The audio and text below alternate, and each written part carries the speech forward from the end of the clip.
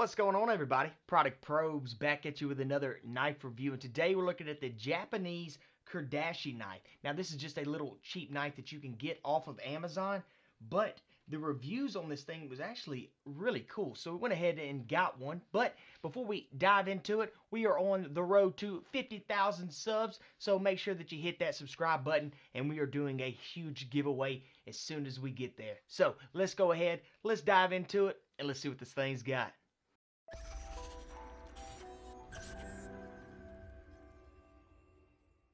Alright, now I've had this thing for a little while and been wanting to do a review on it, but I guess over time being in the box, check this out. So, right here, this is just your simple sheath that it comes in. Right here, it is brass.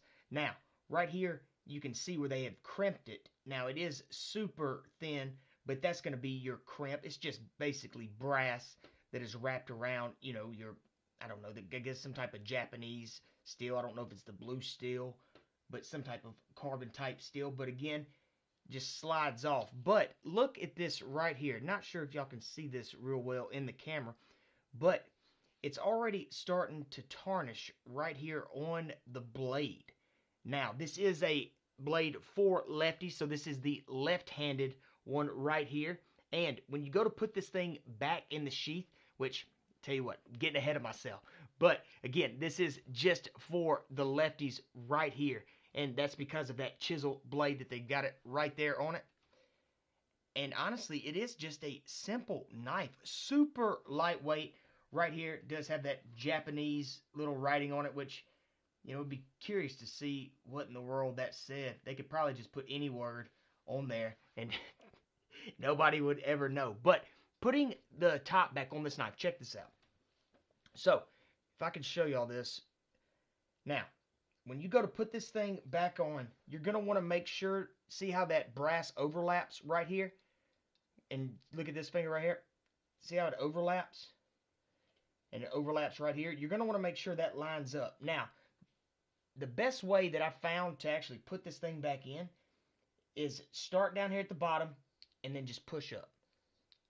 So, again, it's almost like you're going to be cutting it, but then you just slide it on up.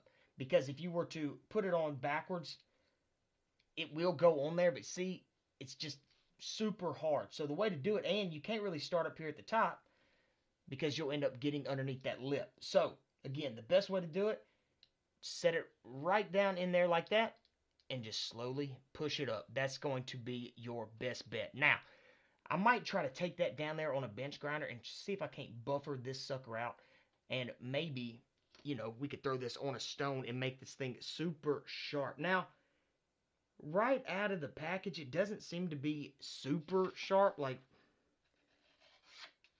okay, never mind. Wow.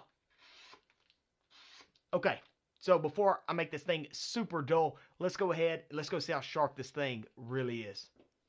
All right, let's check out the sharpness on this thing. Pretty curious about it. I bet it's going to be pretty sharp. But right here on the cut down, having a hard time catching. As you can see right there at the top, it had trouble catching, but once it caught, it ran the length of it. So let's try it at an angle, see if it does better. Yeah, it's having trouble catching, but again, once you catch, it is a smooth cut. Let's check out the tip on it. Wow. Hardly any push at all with this. And then again, look how clean that is once you get it rolling. So guys, this thing for the price is super sharp. Now again, for the lefties, I'm not a left-handed person, but that's really what it's made for right there. But with me being a right-handed person, I mean, it's still, you could come down on it and really get some good cuts. Now, what I want to do is go buffer this out, but with this being a super, see, I almost messed up by putting that sheath on again backwards. Bam. Just like that. Super lightweight right here. Now, I guess you could try to put something on there to make it, be able to find it in your pocket a little bit better. This could just work as a third EDC. If you had a bracelet, maybe slide it underneath there, right here on your waistline or just your back pocket. I'm sure the people that carry the long wallets, that would be ideal for a little wallet knife right here because it is so flat and super lightweight. Now, I don't like the fact that it tarnished that blade because it wasn't doing anything but sitting in a box. However, what I want to go do right now is I want to go ahead and go get the weight and measurements of this knife because this thing actually feels super lightweight.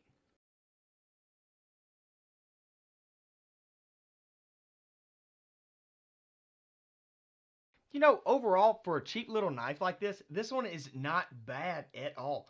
I mean, it is super simplistic when it comes to this knife. Now, I guess you could use it a lot for leather type work that you're working on. And left-handed, right-handed, doesn't matter. You're going to be able to get some good cuts. Now, I am going to try to buffer out this blade and sharpen it up, and then it's going to be ready to ride. But this might be a good little third EDC carry or a double carry, you know, for your second. But definitely a third little wallet knife for the people that have the longer wallets. This might be the way to go for the money. Again, bam. If you want to put on the sheath, it actually does a little bit better doing it like this. So, well, I don't know if I can show you in here, but right there, bam, slides up. And you are good to go right there. So guys, just a quick review on this little knife. If you're thinking about getting it, I will leave a link in the description below. Hope this review helped, and leave a comment below. Let me know what you think about these little Kiridashi type knives from Japan. And guys, again, we're on our way to 50,000 subs. Hit that subscribe button, and I'll see y'all in the next one.